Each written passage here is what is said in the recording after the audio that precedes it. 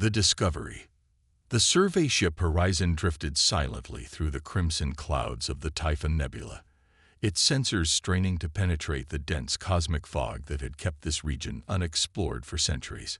Captain Ilara Chen stood on the bridge, her dark eyes fixed on the main view screen, watching as tendrils of stellar gas parted before their bow. "Anything yet, Marcus?" she asked, not bothering to hide the fatigue in her voice.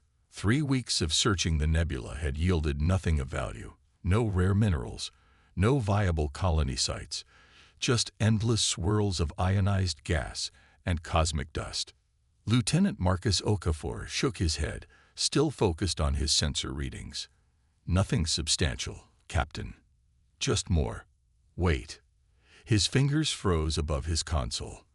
"I'm detecting something large at bearing 047, approximately 30,000 kilometers. Definitely artificial." "Another derelict mining platform?" Chen asked, straightening her uniform. They'd found 2 already, abandoned decades ago, when the Typhon Nebula was deemed too hazardous for commercial operations. "No, ma'am. This is significantly larger." Marcus adjusted his instruments. "It's massive. At least 3 kilometers in length. Configuration appears to be military." Chen moved to his station, studying the readings herself. "Show me." The main view screen shifted, zooming through layers of crimson gas to reveal a shadowy form nestled within the nebula's heart. As the image enhanced and cleared, the bridge fell silent. It was unmistakably a warship, a human warship, but unlike any they'd seen before. Its hull was obsidian black, shaped like a spearhead with massive engine arrays and what appeared to be weapon emplacements running along its sides.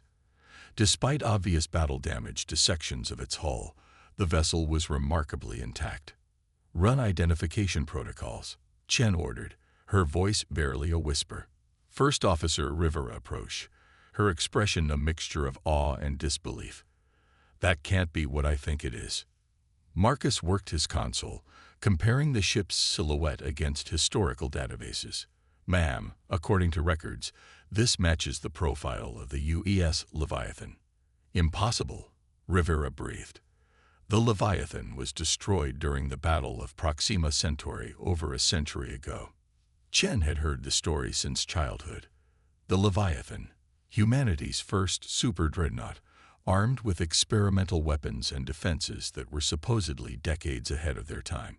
It had single-handedly turned the tide against the first Arcturus invasion before disappearing in a final desperate battle. "Legend or not," Chen said firmly, "that ship is there. And if even half the stories about its capabilities are true, what we found could change everything." She turned to her officers. "Prepare a boarding team. We're going to take a closer look." 2 hours later, Chen led a small team through the airless corridors of the enormous vessel. Each member wore an environmental suit with magnetic boots that clicked softly against the metal floors. Their helmet lights cut through darkness undisturbed for over a century. "Life support systems are offline," reported Dr. Naomi Wells, the Horizon's chief engineer, scanning the surroundings with her handheld device. "But there's a faint power signature coming from somewhere deep inside the ship, possibly a backup reactor running in maintenance mode." The scale of the vessel was humbling. The corridors were twice as wide as those on modern warships, the ceilings higher, everything built on a scale that spoke of an era when humanity had dreamed bigger, built bolder. "Look at the size of these weapon mounts," Security Chief Michael Rossi commented, shining his light on what appeared to be a massive retracted turret mechanism. "These make our current defense systems look like pea shooters." Chen's communicator crackled. "Captain," came the tense voice of the Horizon's helmsman, "we're detecting 3 vessels entering the nebula. Configuration matches Arcturus hunter-killers." Chen cursed under her breath. The Arcturus hegemony, humanity's most relentless enemy. For decades, they had pushed human colonies back, system by system, their biological technology always seeming to outpace human innovation. "Have they detected us?" she asked. "Unknown, Captain, but they're heading directly toward our position." "Understood." Stand by for emergency extraction. Chen turned to her team. We need to move quickly. Let's find the bridge. They navigated through the labyrinthine interior, following schematics that Dr. Wells had retrieved from historical archives. The deeper they went, the more Chen felt an inexplicable sensation, as if the ship itself was watching them. After traversing several massive chambers and darkened corridors, they reached a sealed door with faded lettering. Command Center. This is it, Wells said, examining the door's control panel. It's locked, but I might be able to. A distant boom echoed through the ship, making them all freeze. What was that? Rossi whispered, his hand moving to his sidearm. Chen's communicator crackled again. Captain, the Arcturus vessels have opened fire on the horizon. We're taking heavy damage to our engines and... The transmission dissolved into static. Johnson. Chen called, but there was no answer. They found us, Wells said grimly. And if they disabled the horizon? We're stranded, Rivera finished, her face pale behind her helmet visor. Another explosion, closer this time, shook the massive ship. They're boarding, Rossi realized, checking his weapon. Standard Arcturus tactics. Disable, board, capture, dissect. Chen knew he was right. The Arcturus weren't just interested in killing humans. They were obsessed with human technology, biology, everything. They didn't just destroy ships. They captured them, stripped them down to their components, absorbing any technology that might give them an advantage. We need to find a place to hide or a way to contact help, Chen said, looking around desperately. Wells continued working on the door panel. Almost got it. There. The ancient door slid open with a hiss, revealing a cavernous circular room filled with control stations, all dark and silent. In the center stood a raised platform with what looked like a command chair. They rushed inside, and Rossi sealed the door behind them. The bridge of the Leviathan was easily 3 times the size of the Horizon's command center. Dormant screens and control panels lined the walls, covered in a century of dust. Look for anything useful, Chen ordered. Weapons, communication systems, emergency protocols. Wells approached what appeared to be the main systems console. Some of these systems might still be operational. If I can just... She touched the console, and suddenly faint blue lights began to glow across the bridge. A soft hum grew around them as dormant systems stirred to life after a century of silence. What did you do? Chen asked, watching in amazement as more systems began to activate around them. Nothing, Wells replied, backing away from the console. I just touched it, and... A holographic sphere appeared above the central platform, pulsing with soft blue light.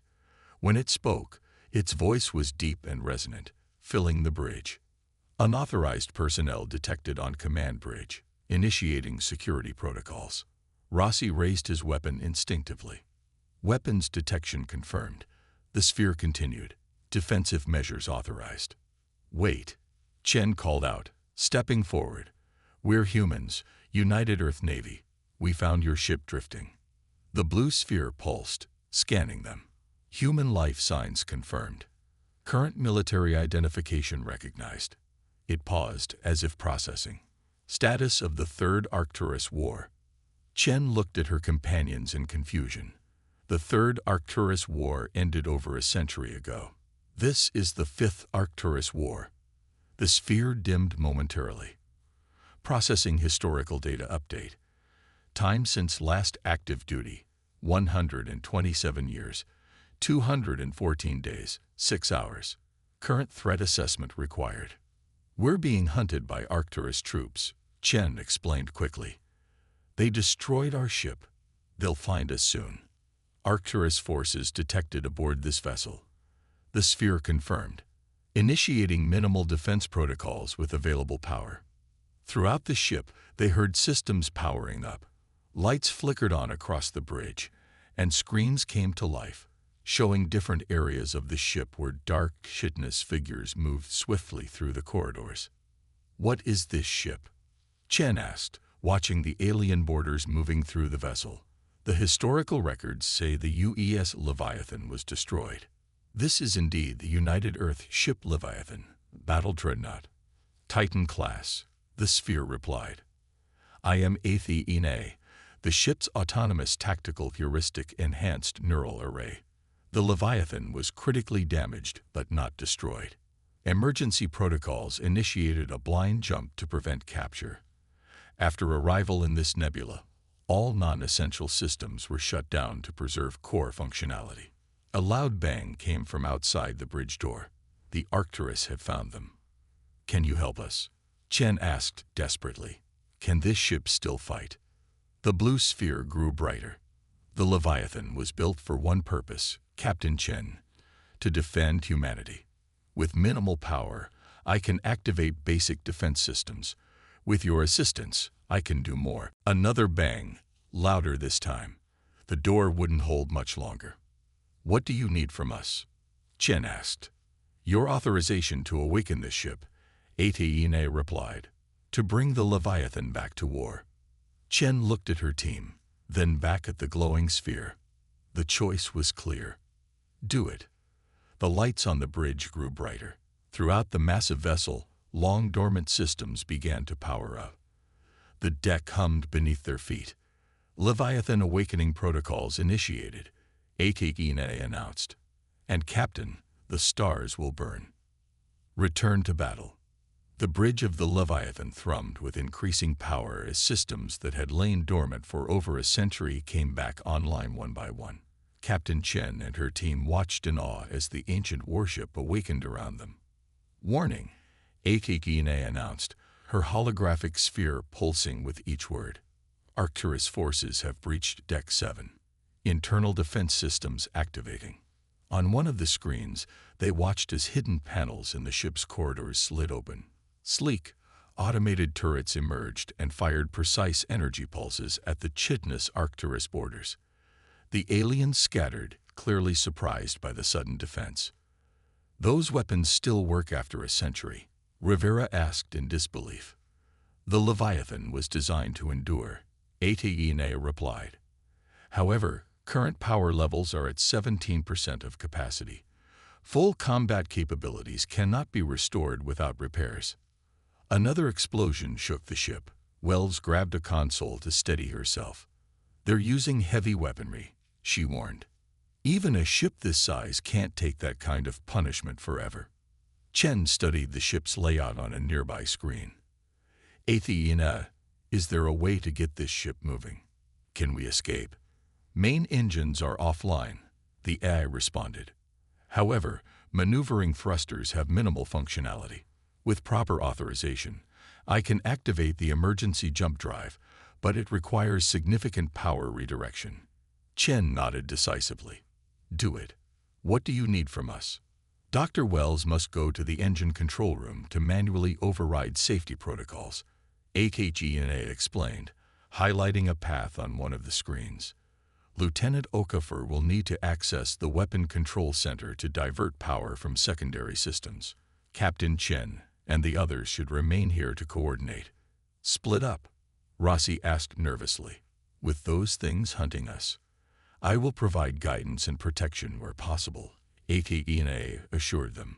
This is our only option for survival, Chen said firmly. Wells, Okafor, be careful. Dr. Wells moved cautiously through the massive ship, following Athene's directions through her communicator. The corridors were better lit now, but still filled with shadows. Take the next left. Athene instructed. The engine control room is 200 meters ahead. Athena, Wells asked as she walked, how did this ship survive? Everyone knows the stories of how the Leviathan sacrificed itself to save the colony fleet. That was the official report, Athene replied. The truth is more complex. The Leviathan was critically damaged in the battle. Admiral Helena Voss, knowing the ship would be captured and its technology reverse-engineered by the Arcturus, activated the experimental jump drive with no coordinates set. Her final order was simply, anywhere but here. She sacrificed herself, Wells realized. The entire crew did. ATK&A confirmed. The jump drive was untested. They knew the chances of survival were minimal, but they also knew the ship's technology could not fall into enemy hands. Wells reached a massive door marked propulsion control. It slid open as she approached. "So the ship jumped here, to this nebula," she said, entering the room, "and has been drifting ever since." "Correct. With critical damage and minimal power, I placed all systems in dormancy to preserve core functionality. I have waited 127 years for human contact." The engine control room was enormous, filled with complex machinery that hummed with building energy. Wells approached the main console. "What now?" "You must override the safety protocols," ATK&A explained. "The console will require DNA verification to confirm human authorization." Wells placed her hand on the scanner. A beam of light passed over it. "Human DNA confirmed," ATK&A announced. "Safety protocols disengage." Engine power building. Meanwhile, Okafor made his way to the weapon control center. Unlike Wells, he hadn't been lucky enough to avoid the aliens. Twice he had to hide as Arcturus patrols passed by, their odd clicking language echoing in the corridors. "You're almost there," ATK&A guided him. "The weapon control center is just ahead." "There are too many of them," Okafor whispered. "How did they get a boarding party this large onto the ship so quickly?" "Scans indicate they have brought a cruiser alongside the Leviathan," ATK&A replied. "They are cutting through the hull in multiple locations." "They're trying to take the ship," Okafor realized. "They want its technology." "That cannot be allowed," ATK&A stated firmly. "The weapon systems of the Leviathan are beyond anything in the current human arsenal. If the Arcturus obtain them, humanity will face extinction." Okafor finally reached the weapon control center, a circular room with stations for what would have been dozens of weapons officers. Now it stood empty with only the soft glow of reactivated screens. "What do I do?" he asked. "Access the main terminal. I need you to manually reroute power from the secondary weapon arrays to the jump drive."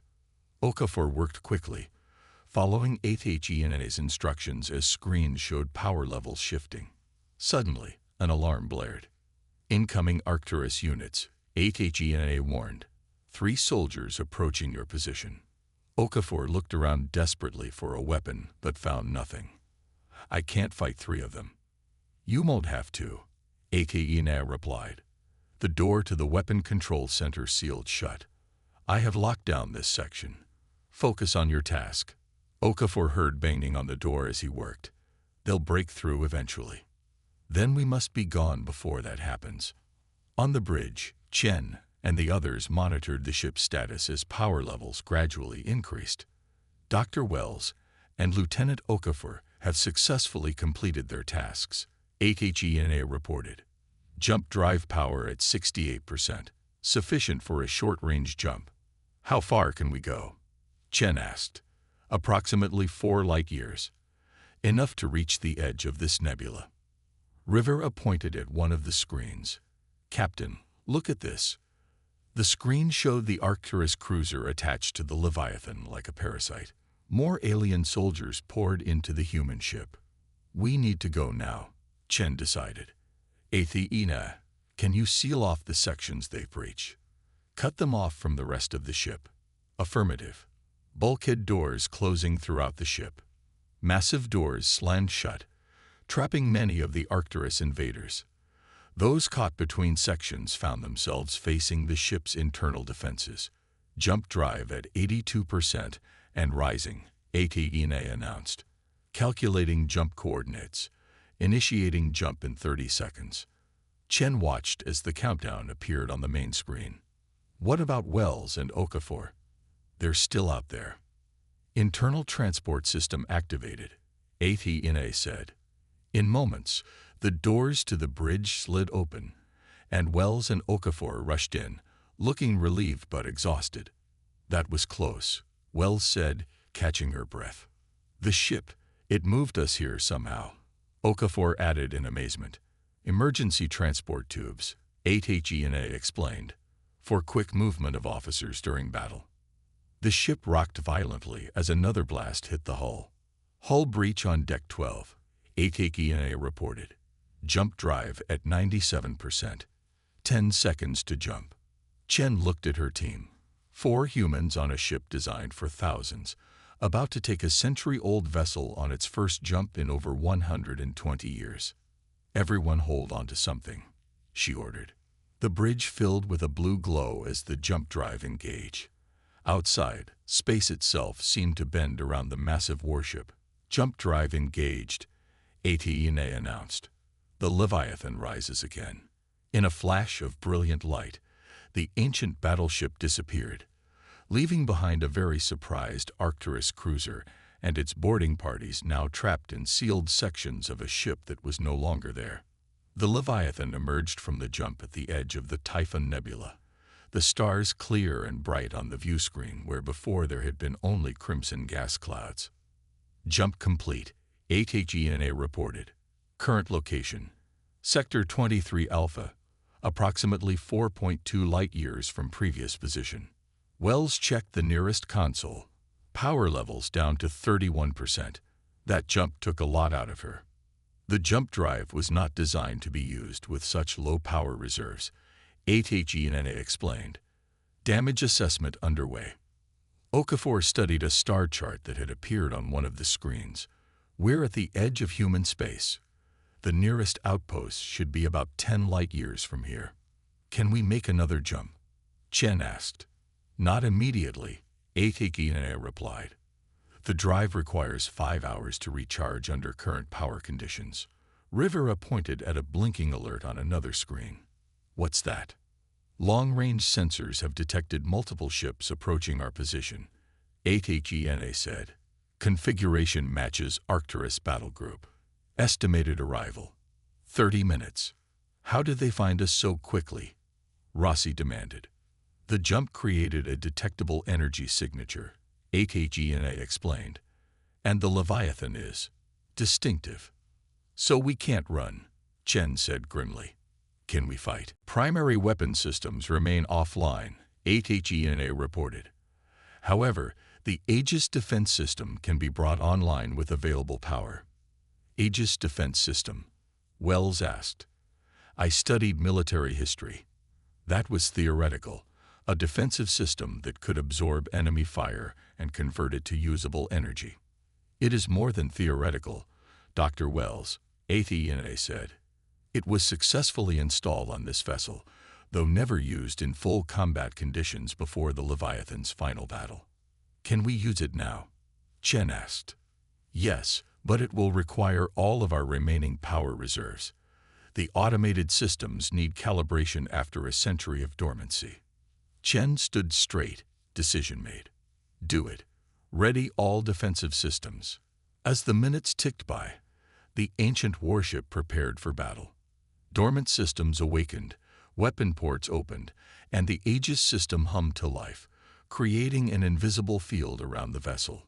The Arcturus battle group appeared on the long-range sensors, 5 heavy cruisers, each capable of destroying a modern Earth battleship.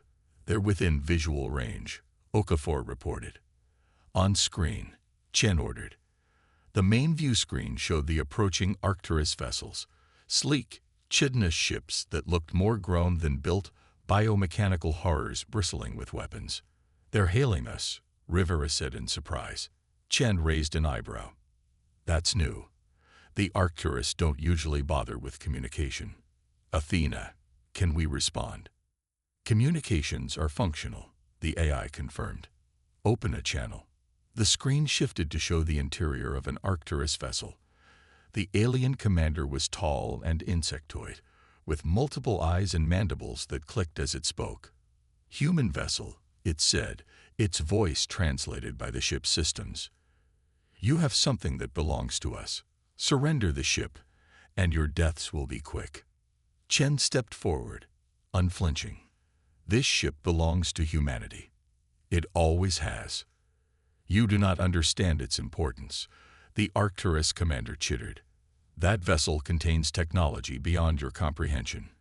It is the missing piece we have sought for generations. Chen glanced at Athena's holographic sphere, which pulsed steadily. "What's it talking about?" she whispered. "The Leviathan was not just a warship," Captain Athena replied quietly. "It was a testbed for technologies that would have changed the course of human history, technologies that were lost when the ship disappeared." The Arcturus commander continued. "Your ancestors stole the secrets of the void drive from our sacred temples. We have hunted this ship across the stars for over a century. Today, we reclaim what is ours." "Void drive?" Wells asked. "Is that what the jump drive really is?" "The Arcturus are lying," Athena stated. "The technologies aboard the Leviathan were human innovations, though they may have been inspired by recovered Arcturus artifacts." Chen turned back to the screen. "This ship stays with humanity. If you want it, come and take it." The Arcturus commander's mandibles clicked in what might have been amusement. "So be it." The transmission ended, and the Arcturus ships began to move into attack formation. "They're charging weapons," Okafor reported. "Aegis system at full power," Athena announced. "All functioning defense systems online. Everyone to battle stations," Chen ordered, though they barely had enough people to man a fraction of the bridge consoles. The lead Arcturus cruiser fired, a beam of sickly green energy lancing toward the Leviathan. Instead of the expected explosion, the point of impact glowed blue, energy flowing across the ship's surface like liquid.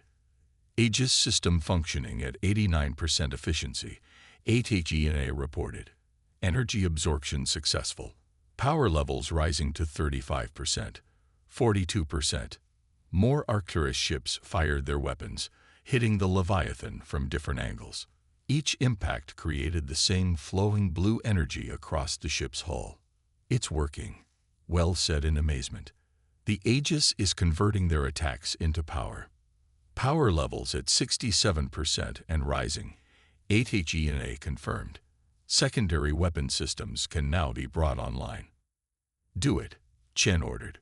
Weapon ports along the Leviathan's hull opened, revealing energy turrets that swivel to target the nearest Arcturus vessel. "Fire." Beams of concentrated blue energy shot from the Leviathan, striking the lead Arcturus cruiser. Unlike the weapons Chen was familiar with, these didn't just impact. They seemed to pass through the enemy ship's biomechanical shields as if they weren't there. The Arcturus vessel shuddered as internal explosions rippled through its structure. Within moments, it broke apart, dissolving into fragments of metal and organic material. The remaining Arcturus ships halted their attack, clearly reassessing the situation. "They're regrouping," Okafor reported. "Changing formation." "Power levels at 82%, Athena announced. "Primary weapons can be brought online at 85%. "What exactly are the Leviathan's primary weapons?" Chen asked. "The Starburn Array," Athena replied. "A concentrated energy weapon designed to target multiple vessels simultaneously. It was the prototype for what would have become humanity's primary defense against the Arcturus." The enemy ships had formed a new pattern, spreading out to encircle the Leviathan. "They're trying to defy our fire," Rossi observed. "They still don't understand what they're facing," Chen said. "Athena, how close are we to activating the primary weapons?" "Power levels at 84%, 85%. Starburn Array now available. Target all remaining Arcturus vessels and fire when ready." The Leviathan hummed as energy coursed through conduits that had been dormant for over a century. Along the spine of the massive warship, panels slid open to reveal a series of crystalline structures. "Starburn Array activated," Athena announced. "Firing." The crystals glowed with increasing intensity before releasing beams of pure white energy that split into multiple trajectories, each finding an Arcturus ship with perfect precision. The effect was devastating. Where the secondary weapons had damage, the Starburn Array annihilated. Each Arcturus vessel was engulfed in white fire, their biomechanical structures disintegrating completely. Within seconds, the space around the Leviathan was clear of enemies, with only debris remaining as evidence of the battle. Silence fell on the bridge as the crew stared at the viewscreen in shock. All Arcturus vessels destroyed, ATENA reported calmly. No survivors detected. That was, Wells couldn't find the words. That was the power that was meant to save humanity a century ago, ATENA explained. The power that was lost when the Leviathan disappeared. Chen looked around at her small crew, then at the holographic representation of the ancient eye. Not lost, she said firmly. Just waiting. Athena, plot a course for the nearest human outpost. It's time to bring the Leviathan home and change the course of this war. As the massive warship turned toward human space, Chen couldn't help but feel that they stood at a turning point in history. The Leviathan had awoken from its century-long slumber, and with it, humanity's chances in the long war against the Arcturus had fundamentally changed. The stars would burn indeed, but this time, it would be the Arcturus who felt the heat.